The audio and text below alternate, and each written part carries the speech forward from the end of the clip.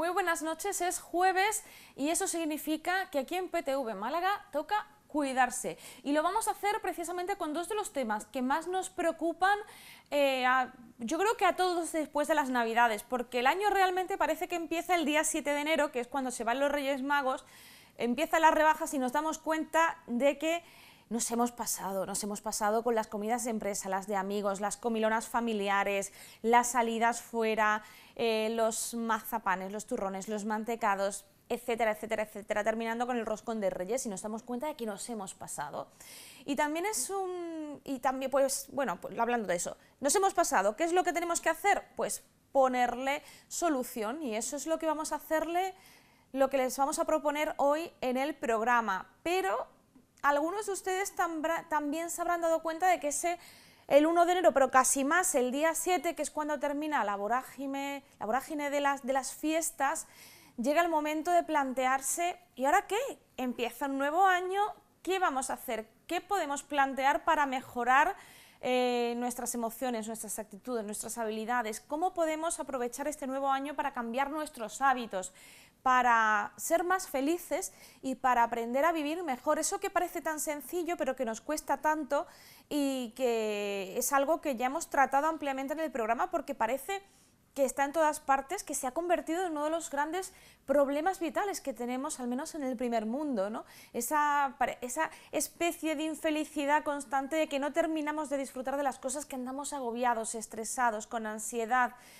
Vamos a aprender a tomarnos la vida de otra forma y eso también vamos a aprender a hacerlo en este programa. También vamos a darles unos cuantos consejos porque dicen los meteorólogos que esta noche y a lo largo de las próximas horas va a arreciar el frío, no tanto como en otras provincias de la península, pero también van a bajar las temperaturas en Málaga y nos vamos a contar qué tenemos que hacer para proteger nuestra salud del frío. Eso va a ser a lo largo de la próxima hora, pero vamos a empezar quitando los michelines porque se supone, hay una media, hay estudios por ahí de expertos que dicen que en Navidad podemos llegar a coger hasta 5 kilos, que no es por nada, pero es una barbaridad. Yo estoy convencida de que nuestra primera invitada, que es Jessica Gutiérrez, nutricionista, está completamente de acuerdo conmigo. Jessica, es una barbaridad que cojamos 5 kilos en prácticamente un mes. Mucho peso, sí, pero claro, depende mucho cómo llevemos las Navidades. El hecho de que nos excedamos con tantas comidas navideñas o tantos productos navideños, al final es lo que conlleva, ¿no? Que nos llevamos esos 5 kilitos de regalito. Y luego hay que soltarlos, que es lo difícil. Exacto, y luego ya las consultas de nutrición se llenan con esas personas. Los gimnasios también. Los gimnasios, sí, exacto. Pero lo importante es ir más allá de esa primera visita, ¿no? Porque todo el mundo se pone, no hay que perder los kilos después de las fiestas, pero realmente luego muy poca gente persevera hasta lograrlo realmente. Sí, bueno, pero eso depende también del tipo de tratamiento que llevemos, ¿no? Porque si lo que buscas es un efecto rápido de pérdida de peso y que es un tipo de tratamiento que no puedes llevar a largo plazo, al final lo terminas abandonando. Entonces son esas clases de personas que vienen a consulta por un efecto rápido o un resultado rápido y las veo ese mes y no las vuelvo a ver hasta el año siguiente. En el mes de enero. Exacto. O en el mes de septiembre, que también suele ser otro mes de eso de no, voy a empezar y me voy a poner a dieta, voy a ir al gimnasio, voy a ser más ordenado. Si se fijan ahora además, todo va en ese sentido. Vamos a volver un poquito más atrás en las fechas, porque la primera pregunta es ¿por qué nos engordan tanto las Navidades? Bueno, porque realmente aquí yo creo que la industria alimentaria tiene mucho que ver, ¿no? La industria alimentaria, la publicidad, porque si lo pensamos, realmente las Navidades son 2 días contados, prácticamente. Tenemos la comida de Navidad o la comida de Nochebuena, la de Nochevieja y luego podemos meter incluso el roscón de Reyes, ¿no? Que son momentos contados. Eso realmente no tiene por qué engordarnos, ¿no? No tanto, al menos, te puedes pasar Claro, un día o dos, sí. pero nos pasamos 30. Claro, tenemos el concepto de llegan las Navidades y ahora puedo tener la tranquilidad de comer lo que yo desee sin ninguna culpa, sin ningún prejuicio, porque es lo que toca, ¿no? Pero realmente eso es lo que nos han enseñado, ¿no? La industria alimentaria ya desde noviembre nos está diciendo que ahí están los bombones, ahí están los mantecados y que deberíamos de consumir esos alimentos porque ya toca. Entonces las navidades se convierten no en días puntuales, sino en un mes o 2 meses, me atrevo a decir también. Y ahí es cuando ya empezamos a perder un poco el control, ¿no? Cuando además de los días puntuales comemos más de lo habitual durante varias semanas seguidas, prácticamente 2 meses. Claro, porque en estas fechas ya aprovechamos para realizar las comidas familiares, las comidas del trabajo, y ahí ya se nos va un poco de las manos. Pero esto es porque ciertamente no tenemos un control total de los hábitos, y no es porque en Navidad, bueno, realmente sí podemos abandonar esos hábitos en Navidad, pero quizás no tenemos unos buenos hábitos adquiridos, que es lo que al final provoca pues, que en las Navidades engordemos. ¿Es posible compensar durante periodos como las Navidades para no coger peso, o al menos que ese aumento de peso no sea tan importante? Que no se nos vaya de las manos, claro, perder el control. Lo que comentaba, es importante tener un buen hábito de alimentación para que esos excesos no al final sean contraproducentes para nuestra salud, no solo para el peso, ¿no? En este caso sí que se puede tomar ciertas pautas, pero no pautas milagrosas ni pautas extremas. Es que los milagros no existen. No, por supuesto, y de hecho el tener unas pautas, si las llamamos milagrosas, este tipo de pautas al final lo que hace es dañar nuestra salud. Entonces lo ideal es intentar tener unos hábitos de vida saludables durante todo el año, y dejar que estas Navidades no se trata de tener unas Navidades obsesivas ni unas Navidades que sean descuidadas, ¿no? Se trata de ser flexibles durante la Navidad, mantener nuestros hábitos de vida saludables y permitiendo comer esas comidas que tengamos especiales, pero siempre con conciencia, ¿no? Sabiendo lo que realmente estamos haciendo. Muchas veces la gente se sorprende del peso que ha cogido y dice, a lo mejor no he comido tanto, pero otro de los grandes culpables de coger peso en Navidades es que aumenta el consumo de alcohol, por ejemplo. Claro, y esto ya sí que hablamos de un efecto negativo que tiene ya no solo a nivel de sobrepeso, porque tenemos que tener en cuenta que el alcohol son calorías vacías, y vacías no es que no aporten calorías, sino que no aportan nutrientes, son calorías que se almacenan y que además no están disponibles en ese momento para gastarlas como energía, se acumulan directamente como grasa y ya luego crea la consecuencia de ese exceso de peso a nivel Claro, que mucha gente no sabe que el alcohol engorda, o no es consciente que el alcohol aporta un número importante de calorías, y que además eso, que se van directamente a los michelines, que no tienen compasión ninguna. Ninguna. Bueno, ya estamos en el 7 de enero, o en la semana después de Reyes, y de pronto te vas a las rebajas y descubres que tu talla no te entra, que te has pasado. ¿Cómo podemos volver a la normalidad? ¿Cómo podemos perder ese peso que hemos cogido en las fiestas? Aquí es muy importante que tengamos un objetivo realista, que seamos conscientes realmente de si somos capaces de llevar a cabo ciertos cambios, pero me refiero a cambios no del tipo, bueno, mañana voy a la nutricionista, mañana me apunto al gimnasio, pero resulta que nunca he hecho ejercicio. Y entonces ahora de repente quiero meterme en un gimnasio. No, aquí se trata de hacer ciertos cambios. Si, por ejemplo, en nuestra alimentación no tenemos unos hábitos de vida saludables respecto a la alimentación, pues intentar hacer pequeños cambios, ¿no? Decir, ¿qué creo yo que es lo que hago mal de la alimentación que llevo al día? Pues no como suficiente fruta, no como suficientes vegetales. Pues poco a poco ir adquiriendo esos pequeños hábitos y cambiando esos pequeños hábitos hacia esa alimentación saludable, ¿no? Igual con el ejercicio físico. De repente no puedes decir de un día para otro me apunto al gimnasio. Y voy a correr, o voy a salir a correr, claro, y voy a correr 10 kilómetros. No, la idea es ir empezando poquito a poco, un objetivo realista que puedas cumplir, porque al final, si no, ¿qué pasa? Que nos agobiamos. nos agobiamos con todo lo que queremos hacer y terminamos abandonando. Nos frustramos. Sí. Y tenemos al final volvemos a la normalidad y volvemos al famoso efecto rebote. Exacto. El famoso efecto rebote también ocurre cuando llevamos unas dietas muy restrictivas, ¿no? Que son dietas que casi siempre tienen un principio y un fin, ¿no? Y ese principio y fin al final siempre conlleva un fracaso, ¿no? Por así decirlo. Pero ese tipo de dietas normalmente son las que nosotros nos ponemos a nosotros mismos, porque yo no creo que haya nutricionistas que recomienden dietas milagro. O sea, yo creo que eso es que todos decimos, no, pues voy a cenar fruta o un yogur, o no voy a dejar de comer pan, voy a dejar de comer patatas y pasta y arroz, y realmente estamos quitando un montón de nutrientes de nuestra dieta, nos acabamos incluso desnutridos, vamos a meternos todos, como hay que ver que es que he hecho dieta y ahora tengo anemia, ¿no? Y es precisamente por eso, ¿no? Porque nos autoponemos una dieta que al final es mala para nuestra salud. Sí, de hecho los nutricionistas no le ponemos nombre a las dietas. Nosotros creamos hábitos de vida, creamos una educación alimentaria.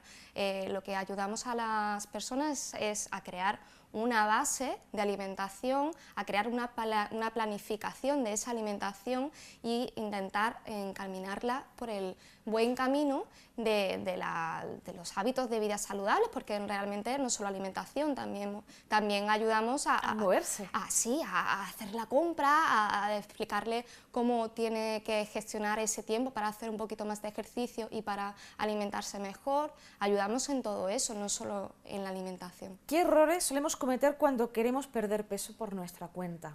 ¿Cuáles son los errores que más se repiten? Casi siempre es acceder a Internet. Ese es el primer error que cometemos, porque claro, Internet aprovecha y bueno, los gurús de la alimentación aprovechan para escribir sus artículos y para llenarse bien el bolsillo de forma económica, ¿no? Eso tenemos que evitarlo, tenemos que olvidarnos de todas aquellas dietas que nos dicen vas a perder mucho peso en poco tiempo y sin esfuerzo. Eso no existe. No existe, porque realmente se trata de lo que comento, de llevar unos adecuados hábitos de vida y de alimentación con pequeñas pautas que tenemos que ir cambiando poquito a poco para conseguir alimentarnos bien. ¿Y eso cómo se hace? Pues accediendo a un nutricionista para que te explique cómo hacerlo, porque al final, ¿qué pasa? Si hacemos dietas que son carentes de nutrientes, porque casi siempre pasa eso, ¿no? Sí. Te dicen, pues tienes que eliminar ciertos alimentos de la dieta durante tanto tiempo. Sí, los hidratos o Sí. las proteínas, cada una te va eliminando una cosa diferente. Los azúcares, ahora parece que los azúcares son todos malos. Bueno, todos no son malos. Claro, porque son azúcares, tenemos que diferenciar entre los hidratos de carbono complejos, que son los que te aportan la fruta, los cereales, legumbres y tal, y los hidratos de carbono simples, que por ejemplo son añadidos como los azúcares, esos son los que tenemos que intentar evitar. Pero bueno, volviendo a lo anterior, lo que tenemos que intentar es evitar aquellas dietas restrictivas, ¿no? que intenten quitarte ciertos alimentos, pues que al final lo único que consiguen es que tengas falta de nutrientes y que esa pérdida de peso no sea real, porque al final te estás quitando calorías que normalmente consumías y pierdes un exceso de líquidos, que básicamente es el glucógeno muscular, ¿no? Que es una energía rápida que se encuentra tanto en el músculo como en el hígado y está compuesto por agua. Esa pérdida de agua es lo que nosotros percibimos como que hemos perdido mucho peso, y realmente no es que sea efectivo, sino que... Por eso se recupera tan rápido. Claro, se recupera muy rápido, entonces lo único que sirve para eso es para frustrarnos aún más y para sacarnos el dinero, hacernos un boquete en el bolsillo. Dentro de esas dietas restrictivas, ¿cuáles serían las más peligrosas para nuestra salud? Porque hay dietas que incluso llegan a ser peligrosas, la de los poltitos, por ejemplo. Bueno, son todas aquellas... Bueno, la base de todo, al fin y al cabo, es que nos alejan realmente de unos hábitos adecuados, ¿no? Porque si yo me termino alimentando todos los días de un potito, eso significa que si yo estoy obteniendo un efecto positivo en mi pérdida de peso, significa que voy a tener que estar toda mi vida comiendo potitos. No, porque claro, si tú haces un cambio, que sea un cambio que sea a largo plazo, que sea sostenible. Claro, pues si al final esa dieta conlleva a que te tengas que habituar a comer ese alimento, ese batido, o restringir ese tipo de alimentos, al final conlleva que lo tengas que mantener a lo largo del tiempo si no tiene el efecto rebote. Hay muchas dietas, muchos nombres de dietas. Yo, como comentaba antes, los nutricionistas no le ponemos etiquetas a las dietas. Hay que saber comer, ¿no? Hay que saber comer, hay que saber alimentarse bien y sobre todo comer comida real, alimentos reales, que para eso están, ¿no? La industria farmacéutica se ha mezclado con la alimentaria y ha producido un montón de productos, comidas sustitutivas, natillas, barritas, batidos, bueno, mil y un tipo de alimentos que llevan la etiqueta de sano, de saludable, de dieta. ¿Realmente son sanos, son saludables y son buenos para hacer dieta? Todos aquellos alimentos que reclamen el hecho de ser consumidos como un alimento sano ya es un alimento engañoso. Porque una manzana, por ejemplo, nunca la habrás visto indicando cómeme, soy súper sana, ¿verdad? No habrás visto ninguna etiqueta hacia una manzana. ¿Por qué? Porque no lo necesita. Pero aquel alimento que te está indicando tienes que consumirme porque soy saludable, ya hay algo detrás. Seguramente si mira detrás, la etiqueta tiene muchos ingredientes y, por supuesto, de sano tiene poco. De hecho, hemos hecho un ejemplo y nos hemos traído unas barritas, que las tenemos aquí, que hemos encontrado en el supermercado. Que las tenemos aquí. Estas son unas barritas de chocolate que en teoría son para que te quiten el hambre y que tengas más energía. Y hemos mirado la composición de ingredientes. El primero que aparece, que se supone que es el primordial, es el azúcar. El azúcar, el primer ingrediente, y no es muy saludable por lo que podemos decir, ¿no? El siguiente, manteca de cacao. Que tampoco es precisamente es un tipo saludable. de grasa. Entonces, los ingredientes se ordenan de forma decreciente, ¿no? El que tiene mayor cantidad estará el primero.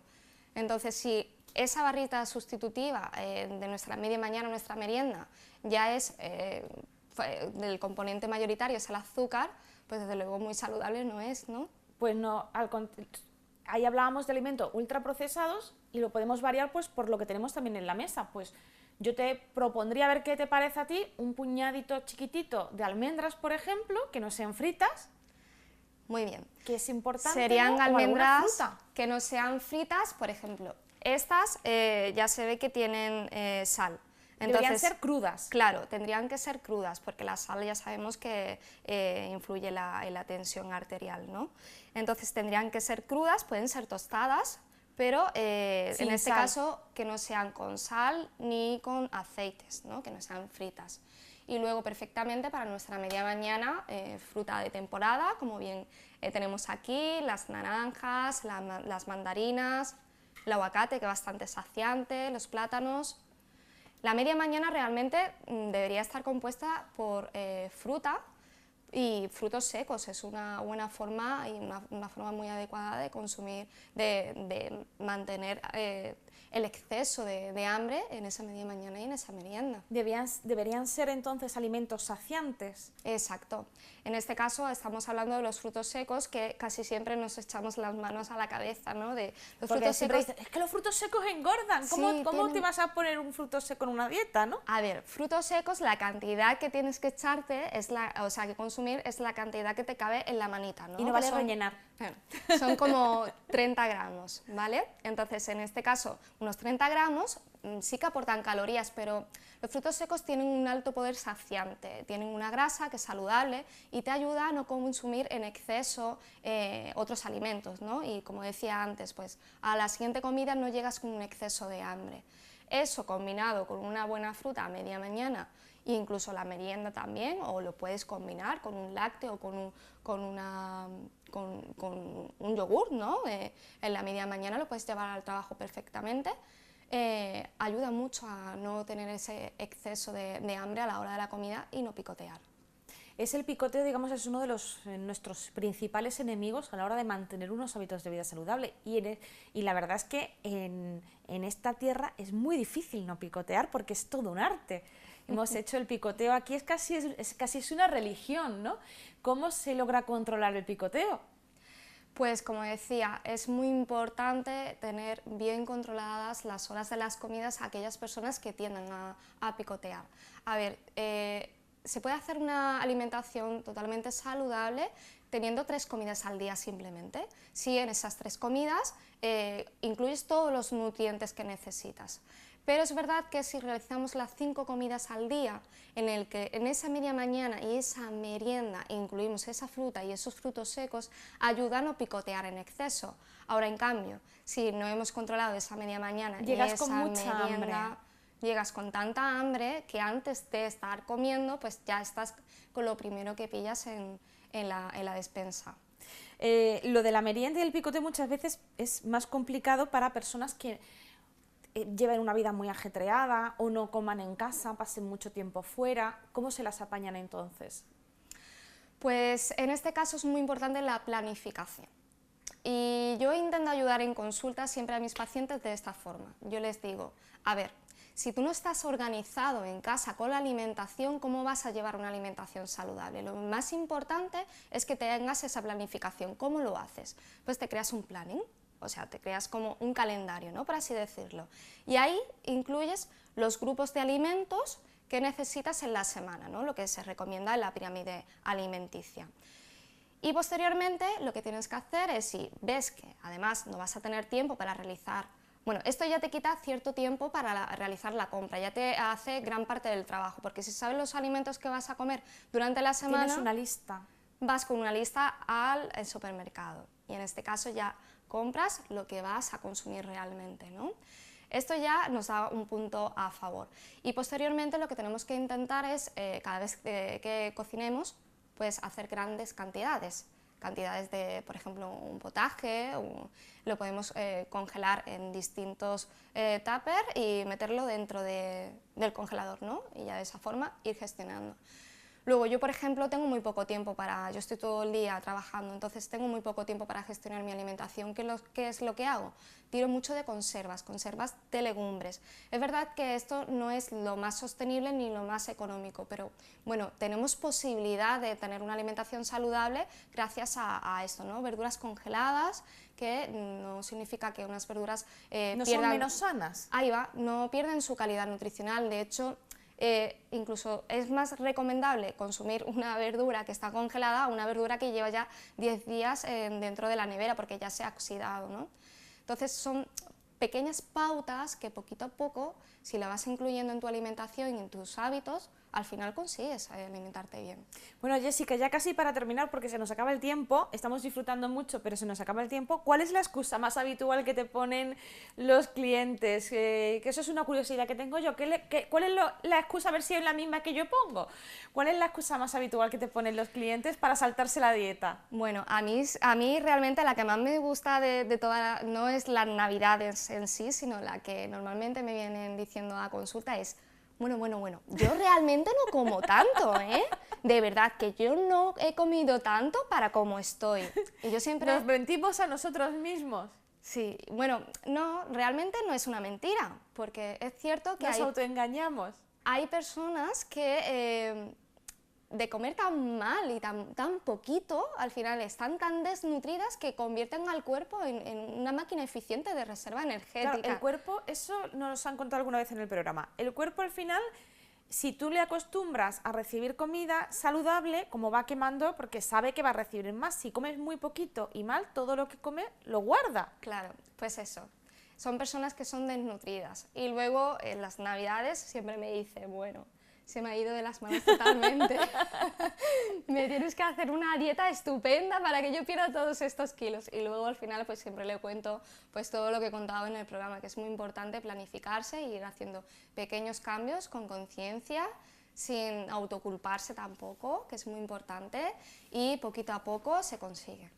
Pues muchísimas gracias, Jessica Gutiérrez, por ofrecernos esa información que yo estoy segura que les va a resultar muy útil a todos aquellos que quieran, pues, dejar un poco atrás todos esos kilos que se cogen durante las fiestas navideñas y encarar este año 2019, pues, en el peso justo, ni mucho ni pocos, en nuestro peso y sobre todo de forma saludable. Muchísimas gracias, Jessica, por acompañarnos esta noche. Nosotros nos vamos a ir ahora mismo a esas pantallas que nos gusta a nosotros prepararles a ustedes con información, en este caso acerca de la felicidad, porque vamos a hablar mucho de felicidad esta noche.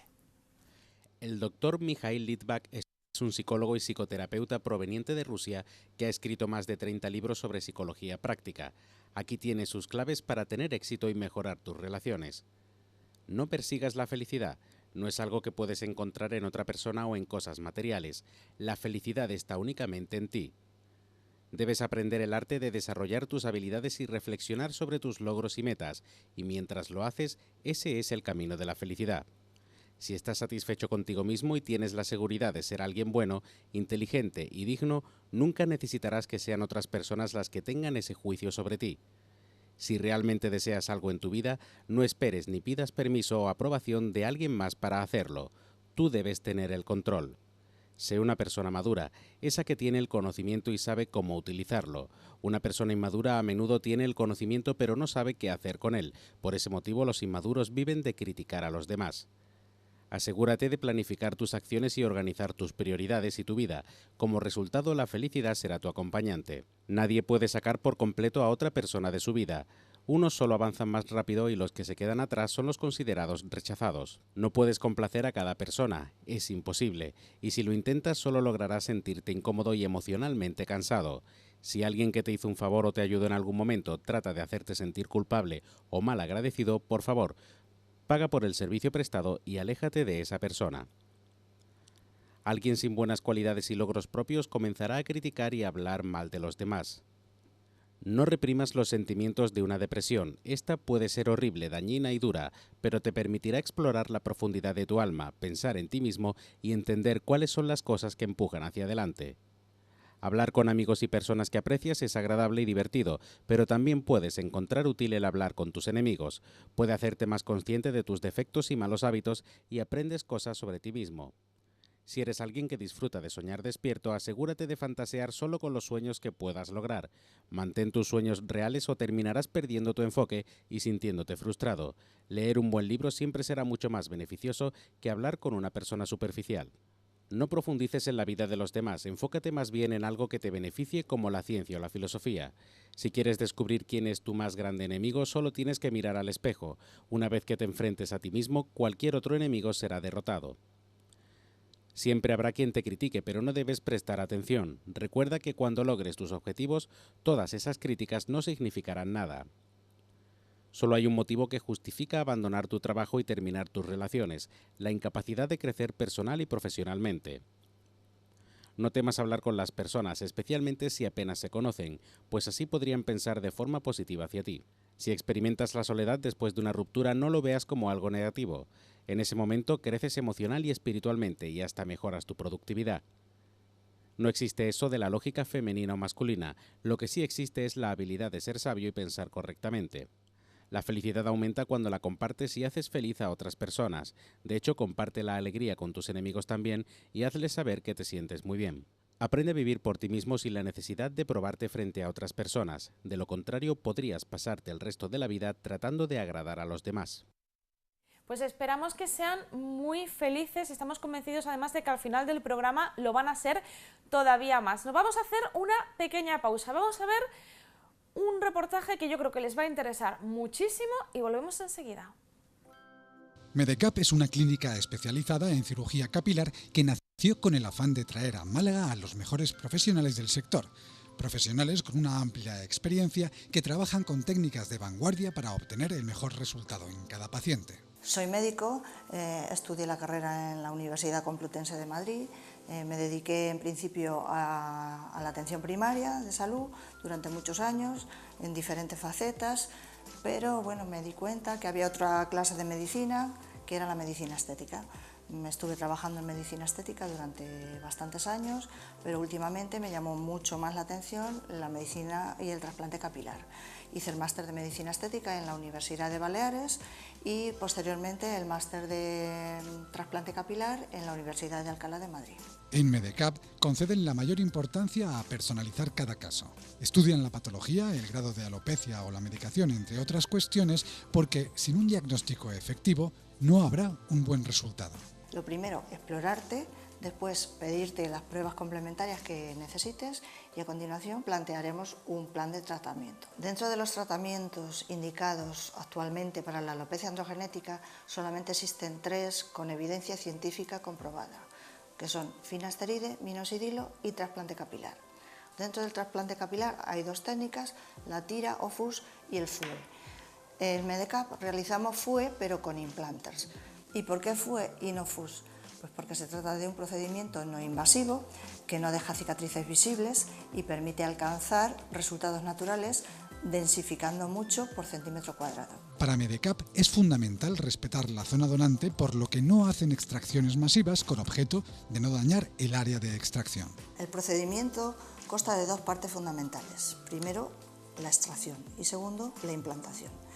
Ambas partes se llevan a cabo con anestesia tumescente previamente infiltrada, de tal manera que el paciente no nota ningún dolor. La extracción se realiza con unos microbisturís circulares de menos de 1 milímetro de diámetro, de manera que nos permita extraer las unidades foliculares como unidades anatómicas completas, sin producir transecciones. Una vez extraídas las unidades foliculares, se depositan en una placa de Petri con suero fisiológico frío. Las auxiliares los limpian, los clasifican y se guardan en frío. En Medecap trabajan con las mejores técnicas de implantación.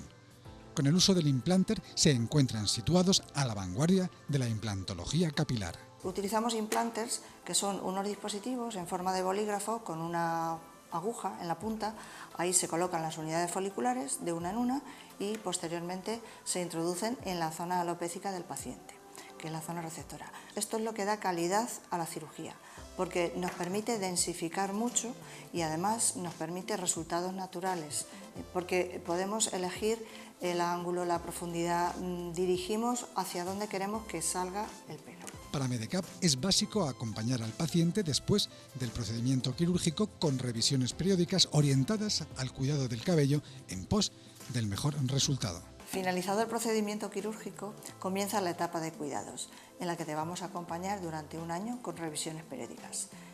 Esta etapa es súper importante porque de ella depende el 50% de los resultados que podamos obtener. Medecap, clínica de injertos capilares en Carril de Morillas número 62, Teatinos. En Medecap somos especialistas en medicina y cirugía capilar. Nos dedicamos exclusivamente a eso. Confía en nosotros. Pues volvemos a salud y bienestar y llega el momento de protegernos del frío, porque avisan los meteorólogos de que en las próximas horas va a llegar el frío, va a llegar una ola de frío a la península ibérica, y aunque nuestra provincia no se va a ver tan afectada como otras situadas en el interior y en el norte, sí que van a bajar las temperaturas y eso significa que toca cuidarse y protegerse del frío. Consejos de la web Consejos de tu farmacéutico para combatir la ola de frío. Ser cauto con el uso de la calefacción para evitar incendios. Incrementar la ingesta de alimentos proteicos y carbohidratos para mantener el calor corporal. Incrementar la presencia de cítricos en nuestra dieta para reforzar las defensas del organismo a través de la vitamina C. Salir de casa siempre en las horas en las que haya luz y la visibilidad sea alta. Evitar cambios bruscos de temperatura. Mantenerse activo y adaptar la indumentaria al invierno. Lavar las manos a menudo para evitar posibles contagios. Si yo a ustedes les digo, ya que estamos aquí y estamos calentitos en el plató, si yo a ustedes les digo vivir mola, dirán, ¿esta mujer le ha dado algo? Pues no, no me ha dado nada. Resulta, porque dirán, eso es una obviedad, vivir mola un montón. Pues esa obviedad no lo es tanto para muchísimas personas. Tanto es así que tenemos a una escritora malagueña, Olga Fernández, que ha hecho de ese vivir mola casi un lema, ¿no, Olga? Buenas noches. Buenas noches. Casi un lema de supervivencia y superación personal, vivir mola. Sí, es un himno, tiene que ser además hasta el logo de una bandera, Vivir mola, sí. Pero a veces se nos olvida. Constantemente. Se nos olvida a veces y además la misión de la mente es hacer que se nos olvide. Es ¿Y la por misión. qué? Bueno, la mente está diseñada para protegernos y para vivir en ese mecanismo de defensa. Y luego, además, aparte de cómo funciona la mente, porque hay un entorno y hay una costumbre y hay una cultura. Y sobre todo, ahora, justamente en los tiempos que corren, hay una cultura en la que se ha perdido el espíritu del sacrificio, del pagar algo a cambio. Entonces parece que todo cuesta mucho más, cuando realmente no cuesta tanto, sino que es que tiene un precio a pagar. Ahí estamos viendo imágenes, imágenes de ese vivir mola. ¿Qué significa eso de taparse los ojos? Bueno, esa foto... ¿Qué significado tiene? Taparse los ojos significa muchas cosas. Bueno, primero, de repente cuando te quitas la venda, es como lo que en psicología se llama trascender al ego, ¿sabes? Quitarte todas esas capas. Quitarse la venda también significa realmente ver con conciencia, tener conciencia de lo que está pasando. Y quitarse la venda también supone vivir con responsabilidad, ser responsable de lo que te está pasando. Es un poco mindfulness, ¿no? Es la teoría esa de ser consciente de lo que te está pasando, ser consciente de tu vida, ser consciente de tus acciones, ¿no? Sí, ser responsable, ser humilde, es decirte verdad. Al final, el mindfulness es decirte verdad, estar. Esa imagen en un armario lleno viene muy bien para hablar de una de las partes de esta filosofía que es que busca sobre todo simplificar, porque de hecho el subtítulo del libro lo dice claro, la emoción de simplificar. Simplificar implica vivir con menos, ¿no? Más o menos. Bueno, simplificar significa aprender a vivir con menos, aprender a vivir con lo realmente importante y hacer que eso que es realmente importante se lleve a su grado máximo. No significa vivir ni en la pobreza ni en la escasez, todo lo contrario. Significa vivir en una abundancia, pero una abundancia de verdad. Significa que tenemos demasiadas cosas muchas veces. Significa que tenemos muchas cosas que nos distraen. Exactamente. Que nos distraen. Y que hay que deshacerse de ellas, que es lo que diríamos está contando esta imagen que vemos ahora. Bueno, me fascina esa foto. Cuando mi fotógrafa le dije, vamos a tirar la basura literalmente, ella me decía, ¿cómo? Dije, sí, porque yo soy muy gráfica y además creo que como mejor transmito es siendo muy gráfica y dije, tengo que enseñar a la gente a tirar la basura, a tirarla en general y a tirarla cada día y a saber tirarla cada segundo. Estamos demasiado apegados. Mucho. A cosas, a personas, a hábitos. ¿Por qué nos cuesta tanto desapegarnos? Por miedo. Es un miedo a... los seres humanos necesitamos un sentido del vínculo a una sociedad, a un hogar, a unos hábitos, a una comodidad. Y lo que se nos ha olvidado es que en ese exceso de comodidad vamos muriendo, vamos no creciendo. Entonces, cada vez nos cuesta más desapegarnos. Sí. Es como si nos costara salir de nuestra zona de confort y nos aferráramos a cosas, a personas, a hábitos, incluso sabiendo que son nocivos para nosotros. Sí, incluso sabiéndolo. Pero es mayor el temor a lo desconocido que a seguir en ese miedo de queja constante de mi vida es una rutina, mi vida es una rutina, mi vida es una rutina, pero hay un mayor miedo a probar algo nuevo. Vivir mola es una saga que tenemos, lo que yo les he enseñado es el primer libro, pero hay más.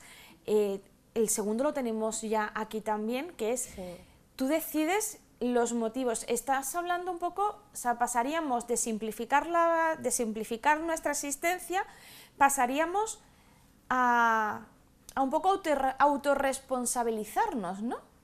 Sí, es muy importante. Antes yo escuchaba a Jessica que hablaba súper bien de los nuevos hábitos alimenticios y tal, y la escuchaba y ha dicho en un momento dado, no me acuerdo bien la palabra, pero hay que saber, porque uno se pone a dieta, y es simplemente porque hay que coger unos hábitos. Hay que saber por qué coges esos hábitos, hay que saber por qué decides esa prioridad, y entonces ahí tienes que decidir tus motivos. La fuerza absoluta de cualquier decisión es un motivo de peso. Cuando tienes un motivo de peso, da igual que llueva, que haga frío, o que haya excusas o que haya Navidad. Entonces muchas veces lo que nos falta es encontrar ese motivo, ¿no? Sí, sí. Hay que saber por qué hacemos las cosas. Es importantísimo, porque entonces cuando tienes el por qué, ¿sabes por qué voy a hacer esto? Es porque tengo un miedo, voy a reconocer mi miedo. Si tener miedo es maravilloso, si lo mejor que nos puede dar la vida es tener miedo. ¿Por qué? Porque la sensación de miedo te hace superarte. Es como tener el tigre en la selva detrás, ¿no? Lo tienes y dices, voy a correr. Y voy a correr más rápido que nunca. Voy a correr más rápido que nunca y voy a descalzarme y no importa que me quite los tacones, ¿no? Y no importa que voy a escalar el árbol. El miedo, el ser humano tiene tanto terror a pasar miedo, tanto terror a estar gordito, tanto miedo a tener escasez, a no tener para pagar la luz, a que sus hijos pasen hambre, a que su familia pase necesidad. Tiene tanto miedo que se levanta por la mañana a trabajar. Tiene tanto miedo que a trabajar en algo que a lo mejor no le gusta. Pero no importa, el miedo es mayor. El miedo es mayor.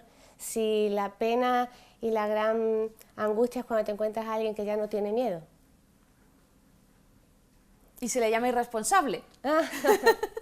¿Qué diferencia hay entre ser un irresponsable y no tener miedo? Bueno, mira, yo pienso que las personas irresponsables realmente no es que sean irresponsables, sino que no saben lo que son las consecuencias a largo plazo. No tienen una visión a largo plazo. En líneas generales, yo ahora, por ejemplo, el tercer libro de la saga se ha pospuesto porque estoy haciendo un proyecto muy bonito en los colegios. En líneas generales me doy cuenta que la sociedad de ahora peca porque no sabe lo que es el largo plazo. Vivimos en el ahora, en el inmediato y en el ya. En la inmediatez. Voy a hacer esto y da igual que sea peligroso, es que lo quiero ya. Es que el camino más corto, no voy a seguir los pasos. Que hay unas pautas, que hay alguien que ha tenido éxito en esto y ha tardado 5 años, da igual, yo voy a seguir el camino más corto. Y la realidad... Eso va también unido a una menor capacidad para tolerar la frustración. Totalmente. O sea, lo queremos ahora porque no somos capaces de soportar un no. No somos capaces porque no estamos entrenados. Realmente el ser humano está preparado para cualquier cosa. Lo que le pasa es que le falta entrenamiento y le falta ejemplo. Yo sigo diciendo que esta situación que vivimos se va a resolver porque cada vez hay más líderes. Gracias al universo cada vez hay más líderes y el futuro no es tan desgarrador como se plantea, sino que es muy paulatino. Evidentemente el coach, el crecimiento personal, el desarrollo personal no está a la orden del día, está más a la orden del día una revista de sensación o un youtuber de moda, ¿vale? pero cada vez está más cercano. Es una gran noticia y cada vez somos más los expertos en pequeñas áreas. Está todo ya tan sectorizado que está el acceso de muchas más personas. ¿Qué tipo de personas te estás encontrando cuando firmas libros, cuando haces presentaciones, cuando haces charlas? ¿Qué tipo de personas están buscando este tipo de información, este tipo de transformación? ¿Qué perfil sueles tener? Pues yo estoy muy contenta porque tengo un perfil súper amplio. Cuando yo escribí Vivir Mola, me imaginaba a una persona en el tren, esperando el tren, me imaginaba a una madre correteando a los niños, me imaginaba a los abuelos, me imaginaba, por ejemplo, a alguien como era la situación cuando yo lo escribía, como mi padre, que se le apagaba la vida. Y me imaginaba también a esa niña de 18 y de 20 años. Yo creo que esa energía la lleva el libro porque me encuentro, bueno, tengo un montón de niñas jovencitas que están locas por ver el vídeo diario, que cuelgo en redes, muchísimas personas de más de 60 y 70 años que de repente es como que han encontrado sentido a sus años. Eso es una sensación, eso es un abrazo que me da la vida. Y luego con muchísimas personas que han leído mucho sobre crecimiento personal pero no han sabido aplicarlo. El libro está lleno de citas. Sí. De citas que aportan sabiduría de escritores, de filósofos, y hay una palabra que también se repite mucho, que es gracias, Sí. y otra que es perdón. Es muy importante pedir perdón y muy importante dar las gracias, y son cosas muy sencillas. Sí, y además cuando las entrena al principio parece extraño, luego es divertido y luego empiezan a surgir los milagros. El gracias y el perdón es realmente transformador y se ven los resultados muy rápido. ¿Y no lo practicamos lo suficiente? No, pero porque ¿sabes qué sucede? Que todavía gracias y perdón llevan en nuestra sociedad unas connotaciones muy religiosas, está muy relacionado con los valores. Realmente cuando gracias y perdón estén más implícitos en cualquier técnica de humanidades, de psicología, de crecimiento personal, en los colegios, cuando estén mucho más integrados va a ser mucho más fácil hablar de gratitud, hablar de bendiciones y hablar de perdón. Ahora mismo como que no sé, ¿estamos educando más en la competitividad? Wow. Bueno, yo no me gusta hacer generalidades porque creo que hay de todo y además mis libros me están dando la oportunidad de conocer a muchísimas personas. Es verdad que hay mucha competencia, pero también es verdad que a todos los niveles, tanto en las profesiones como... Pero la competencia bien entendida es necesaria para avanzar. La competencia con uno mismo. La competencia tiene que ser con la mejor versión De ti. de mí mismo. Si no, muy posiblemente hagas grandes progresos, pero o te estanques o no tengas beneficio. ¿Cuántas veces hay mucha gente que dice, yo trabajo muchísimo, soy el que más trabaja, pero no llego No me cunde. no me cunde, No me y cunde. no gano tanto, o me he hecho autónomo, ¿no? Y soy el autónomo que más trabaja de España. Sí, yo no te digo que no, pero ¿por qué estás trabajando tanto? ¿Para qué estás trabajando tanto? ¿Para ser el mejor o para ser la mejor versión del servicio y del producto que ofrecías ayer? Que muchas veces, ustedes saben que yo siempre, nos ponemos todos, nos metemos todos en el mismo saco. Nos miramos demasiado en los demás en lugar de mirar hacia nosotros mismos. Claro, porque hay mucho ruido. Hay mucho ruido, constante. Ya yo creo que el 95% de la población duerme incluso con la almohada debajo del móvil, ¿no? Ya es nuestro despertador. Hay mucho, la televisión, los móviles, la radio, Las redes sociales también. Las redes sociales, la contaminación es acústica y es de todo, y es mental y es emocional.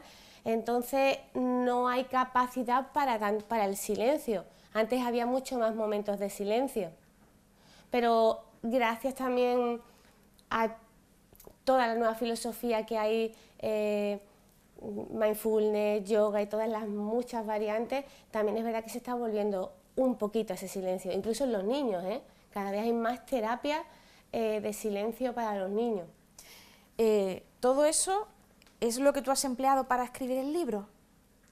¿De qué has bebido? ¿De qué fuentes has bebido para escribir, para llegar a esta filosofía? Bueno, yo he bebido inicialmente, de jovencita era muy filosófica, muy profunda. Era curioso que alguien de mi edad fuera tan intimista. Luego del desafío, he tenido muchos desafíos, supongo que como todo el mundo, pero los he vivido muy intensamente. Todo ha sido, todo fue intenso. Y luego hubo mucho coaching en mi vida, mucho experto, y al final, desde hace como unos 7 años para acá, mentores. ¿Qué diferencia hay entre un coach, entre un mentor, entre lo que tú haces? ¿Qué diferencias hay? ¿Estarías más cerca quizás de un mentor que de un coach o de un especialista?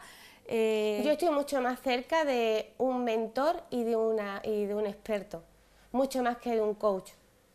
Primero porque creo que se ha deformado muchísimo el término y entonces es una pena para los grandes coaches que hay ahí fuera, hay muy buenos profesionales y se les está etiquetando en un bloque que creo que no les hace justicia, ¿vale? No es coherente con todo lo que aportan. Pero bueno, también es verdad que ellos se están reciclando y se están haciendo coach expertos, coach y divulgadores. A tu pregunta, yo me considero experta y me considero mentora, básicamente porque enseño con el ejemplo.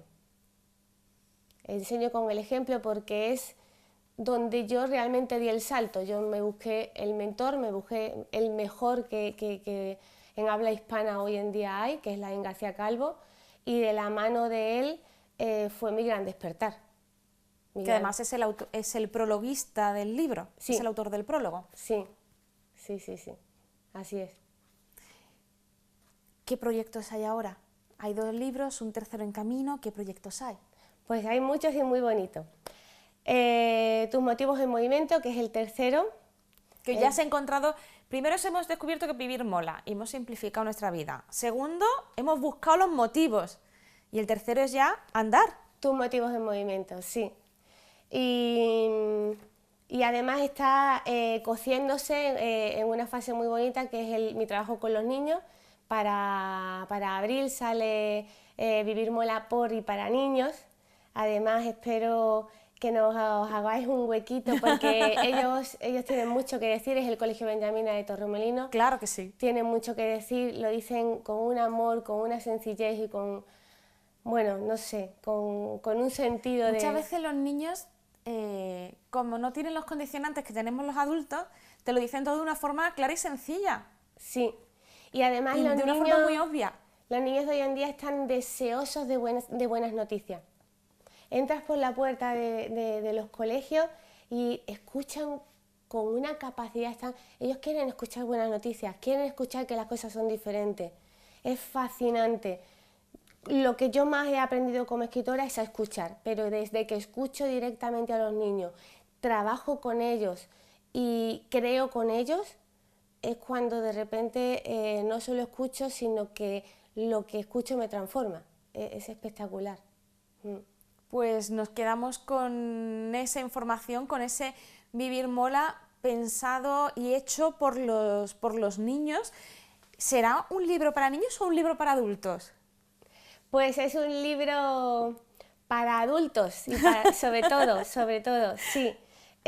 Porque ellos cuando escriben miran a la ventana, son superhéroes y de hecho además les estoy enseñando un montón de actitudes de superhéroes. Cuando ellos van a empezar a trabajar ya saben cuál es la postura de superhéroe, saben cuál es la actitud, saben cuál es la sonrisa y miran a la ventana y saben que eso que ellos están escribiendo es para salvar al mundo y además así es.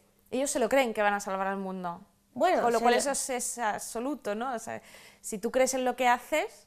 Ellos lo creen porque además ellos ya saben que lo que tú haces en tu metro cuadrado afecta a tu compañero y lo que yo hago te contagio a ti, lo mismo que te contagio un resfriado. Entonces han aprendido que lo bueno también se contagia y saben que sí, que van a contagiar con su libro. Pues ya la última pregunta, tenemos 2 minutos de programa nada más, pero una última pregunta, resúmenos en 2 minutos el Sota Cabe Aguirre y los principios más importantes de esa emoción de simplificar la vida. En 2 minutos, ¿cómo podemos simplificarla? Si quieren más, cómprense el libro. Y aparte invitaremos a Olga otro día que venga y que nos siga contando cosas. Pero en 2 minutos, ¿cómo simplificamos nuestra vida? Vale, pues cuando uno se levanta por la mañana tiene que saber que un día es una microvida. Y entonces en esta microvida que tiene 24 horas, ¿qué voy a hacer yo por mi vida? Que en todos los roles voy a poner amor, en todos los roles voy a buscar resultados, que es el éxito. Y como solo tengo estas 24 horas, ¿qué es lo más importante? ¿Qué es lo que realmente no tiene sentido que haga hoy? Así que eso es vivir mola, 24 horas del día como si fuera una vida completa. Y priorizar, ¿no? Así es. Pues muchísimas gracias, Olga, muchísima suerte Gracias. con todos esos libros, con toda esa filosofía que además estamos exportando desde aquí, desde Málaga.